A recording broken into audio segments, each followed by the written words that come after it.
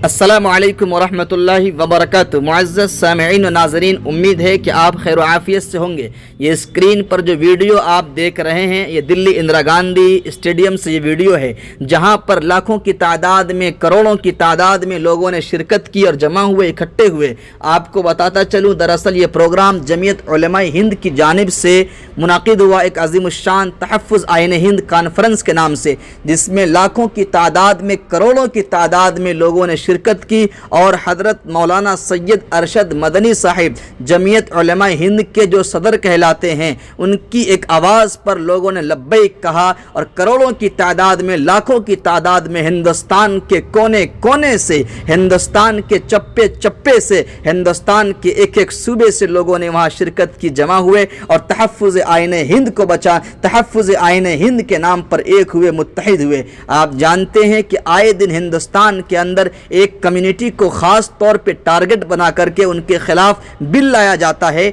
उनके ख़िलाफ़ तरह तरह के कानून बनाए जाते हैं, उनके ख़िलाफ़ अलग अलग किस्म के बिल को पार्लियामेंट के अंदर पेश किया जाता है और पास कराने की कोशिश की जाती है। अभी आपने देखा कि हालिया दिनों में वक्फ़ तरमीमी बिल लाया गया, पार्लियामेंट के अंदर उसको पेश किया गया। आप जानते हैं कि मुसलमानों ने अपनी जायदाद को, अपनी ज़मीनों को, अपनी कीमती चीज़ों को अल्लाह के नाम पर वक्फ किया, अल्लाह के रास्ते में वक्फ किया। तो ये सरकार, ये हुकूमत उसमें मुदाखलत करना चाहती है, उसको हड़पना चाहती है, उसको अपने कब्ज़ा में लेना चाहती है और इसमें अपने हक़, अपने एतबार से तसर्रुफ़ करना चाहती है। इसलिए ये हज़रात, बड़े बड़े उलमा, अकाबिरीन उम्मत, जिनको कौम की फ़िक्र होती है, कौम की जिनको फ़िक्र होती है, कौम का दर्द अपने दिल में जो लोग लिए होते हैं, उन लोगों ने ये प्रोग्राम मुनाकिद किया और ये इजलास मुनाकिद किया और लोगों को बुलाया ताकि अपने हक़ की मांग की जाए, अपने हक़ की आवाज़ बुलंद की जाए और अपने कानून को कैसे बचाना है, तहफ़्फ़ुज़ आईन हिंद